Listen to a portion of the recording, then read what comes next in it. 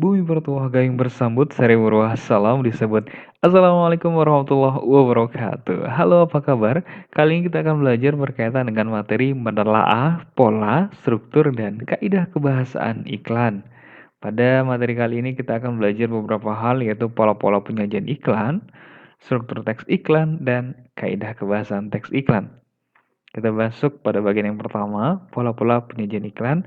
Ada 3 pola penyajiannya, yaitu audio, kemudian yang kedua visual, dan yang ketiga audio visual.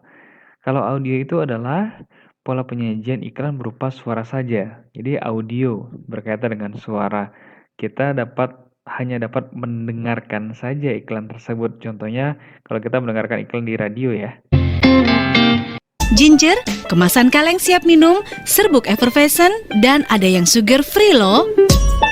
Ya, itu adalah contoh dari iklan di radio yang merupakan pola penyajian audio. Yang kedua adalah pola penyajian visual, yaitu pola penyajian iklan berupa gambar dan tulisan yang biasanya di media cetak ya.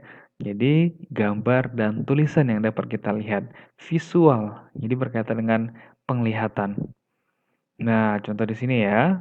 Ini dapat kita lihat kan, ada gambar, ada tulisannya. Ini kalau di majalah. Tadi kalau di media cetak koran, ini di majalah. Nah, ini juga bisa di poster ya. Poster juga ada gambar dan tulisan serta baliho ada gambar dan tulisan. Ini merupakan pola penyajian iklan yang kedua yaitu visual. Yang ketiga, audio visual. Nah, pola penyajian iklan yang dapat didengar, dilihat, dan dibaca. Contohnya ini adalah kalau kita melihat iklan di televisi.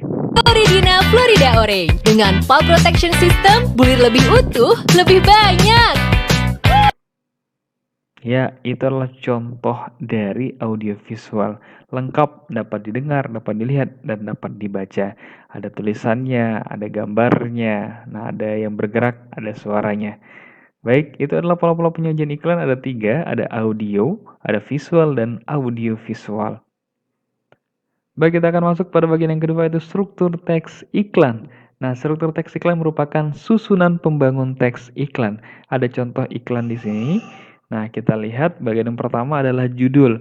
Judul berisi nama produk, jasa, atau kegiatan yang diiklankan. Contoh di sini adalah Rakila Laundry dan Dry Clean. Yang kedua adalah penjelasan. Penjelasan berisi mengenai apa sih yang ditawarkan dari produk tersebut, apa sih keunggulannya, dan dilengkapi dengan gambar-gambar agar lebih menarik begitu. Nah, selanjutnya adalah nama dan alamat pengiklan. Nah, jadi jalan pasar kidul, telepon, SMS, dan seterusnya. Ini contoh lain, misalnya ini iklan lowongan pekerjaan judulnya, kemudian penjelasannya, syaratnya apa saja, lalu nama dan alamat pengiklan, PT Bumi Sentosa, Jalan Tukar Bandung, dan seterusnya. Nah, ini contoh lain, ini judulnya Shopee, kemudian penjelasannya gratis ongkir ya. Nah, selanjutnya nama dan alamat pengiklannya di mana? Nah, ini tidak ada, ini karena sudah perusahaan besar, tidak perlu mencantumkan nama dan alamat pengiklan karena semua orang sudah tahu bagaimana cara pengaplikasian atau pengoperasian dari aplikasi ini.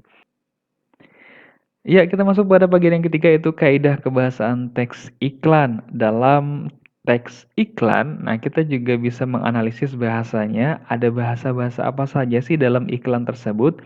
Jadi, dalam iklan menggunakan kalimat deklaratif, dalam iklan juga biasa menggunakan kalimat interrogatif, ada juga menggunakan kalimat imperatif dan kalimat interjeksi.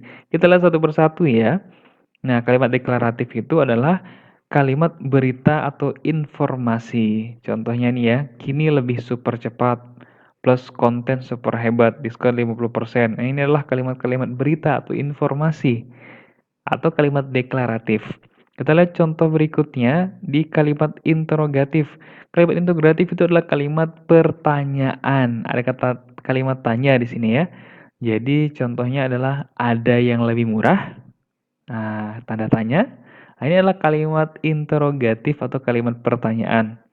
Selanjutnya yang ketiga adalah kalimat imperatif.